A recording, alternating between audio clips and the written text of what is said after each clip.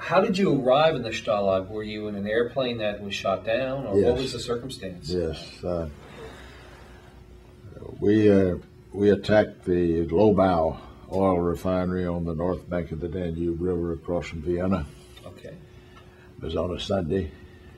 We should have been home in church, but at church time we were over that target. And I think that perhaps 5 or 6 groups, all of our whole wing, attacked that refinery at one time, and we did it in sequence.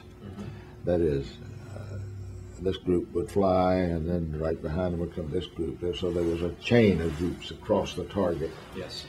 Well, this gave the anti-aircraft gunners time to sharpen up on the first couple of groups and then home in on the next. And our group lost 2 aircraft that day.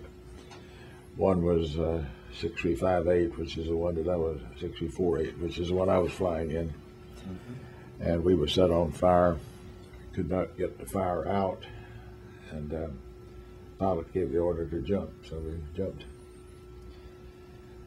And I came to ground and hid. Stayed loose a couple of days. I had visions of getting all the way back to Italy, like Errol Flynn would have. And I came around a bend in the trail, headed for the bank of the Danube River. I was going to swim it that night, and these 3 guys with rifles were there, and Stopped your progress. that was that. It was that. Then they took you directly to the Stalag, or? No, we went to the city jail, small village, and most villages you got a jail though. And one other member of our crew was there. I was the last one to be picked up. He was the next to the last one. The flight engineer was there. And the next morning we were put on the train with 1 soldier as a guard, and sent from the village, which is not too far from Vienna, all the way to Budapest, since we came down in Hungarian territory. And we were put in that was one of the most interesting days of my life, that trip to Budapest. We were put in ultimately in the penitentiary, and went through interrogation, and loaded on in boxcars and sent up to Stalag Group 3. When you arrived at the Stalag, did you have another interview with a commandant or somebody there to again try to get information? Only the only interview I had there was with the American officer, senior American officer. They were trying to make sure that no phonies got brought in. Plans.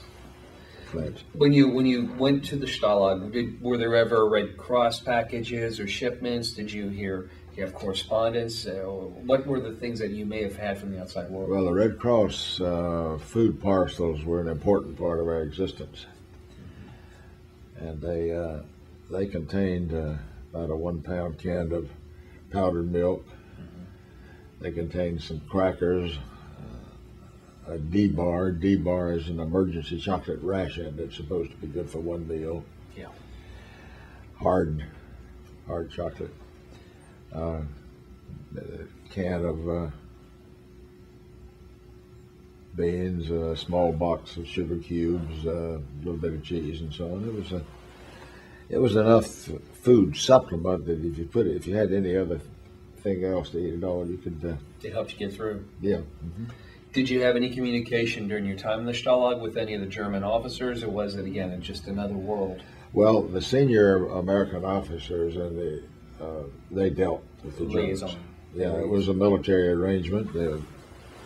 We are a military organization, even for prisoners. They are the keepers. They are a military organization, and you deal at the appropriate levels.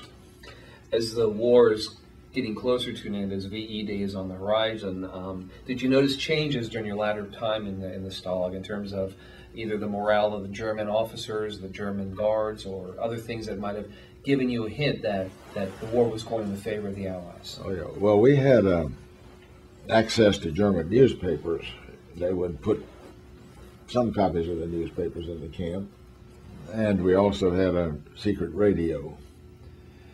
And the secret radio gave us a daily account of where the front line was and what the military situation basically was. And there was not as much difference between our reports and the German reports as you might think, because this war was at that point being fought in Germany, so the Germans knew who was where and then things were falling, and then young kids were being brought into the force. Yes. Were you listening to the radio broadcasts out of the BBC, or were you listening to German radio, or a mix of them? I didn't listen to any, but we had inside the prisoner organization, it was an underground radio.